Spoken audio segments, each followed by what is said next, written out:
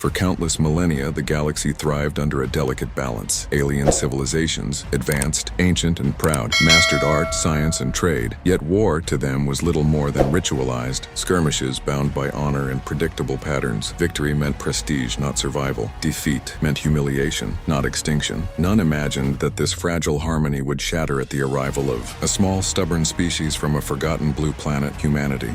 Humans had come late to the galactic stage. When the first human ships stumbled into alien space, they were dismissed as curiosities. Their worlds were poor, their fleets small, their technology crude. But beneath the surface lay something unseen, thousands of years of unbroken conflict. Humans had fought themselves into existence. From tribal battles to nuclear brinkmanship, war had carved their cultures, shaped their minds, and refined their instincts. To them, war was not ceremony, it was survival. The Valari Dominion was the first to underestimate them. Towering reptilian overlords, their legions, marched in brilliant formations, polished armor gleaming under alien suns. When humans defied their tribute demands, the Valari laughed. They expected a short campaign of intimidation. What followed shocked the galaxy. Human soldiers did not march in formation. They swarmed, adapted, and used every trick to win. Ambushes, feints, sabotage, tactics the Valari considered dishonorable yet devastatingly effective. For the first time in centuries, the Valari legions broke. Next came the Krex Hive, a civilization of insectoid swarms. They believed no enemy could withstand their numbers. Against humans, they unleashed billions of drones. But humanity's response was not to match numbers with numbers. Instead, they devised strategies of attrition, choke points, and scorched worlds. Humans cut supply lines, poisoned breeding grounds, and turned the hive's endless numbers into a liability. In their desperation, the Krex witnessed something alien to them: sacrifice. Humans fought not for survival alone, but so their children could inherit tomorrow.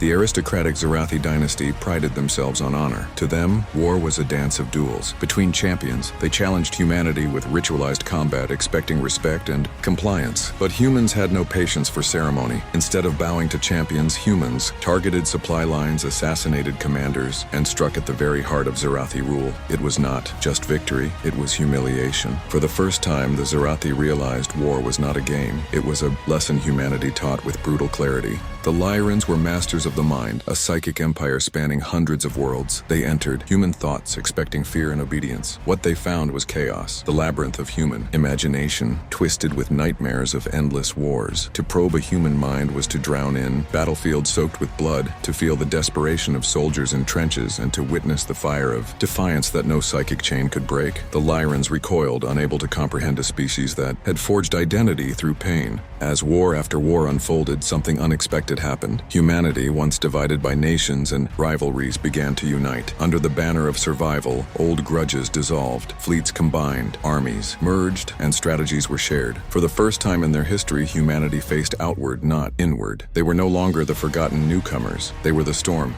Terrified by their rise, the great alien empires formed an alliance. Valari, Krex, Zarathi, and Lyrans, all sworn enemies, set aside hatred to crush the humans. They brought fleets that darkened the stars, armies that blotted out worlds. It was the largest coalition the galaxy had ever seen, and yet, against them stood humanity, outnumbered, outgunned, but not outthought. The battles that followed were like none the galaxy had ever witnessed. Humans fought with strategies that defied expectation, guerrilla campaigns across asteroid belts, viral sabotage within alien databanks, and orbital strikes that shattered entire armadas. They fought with ferocity.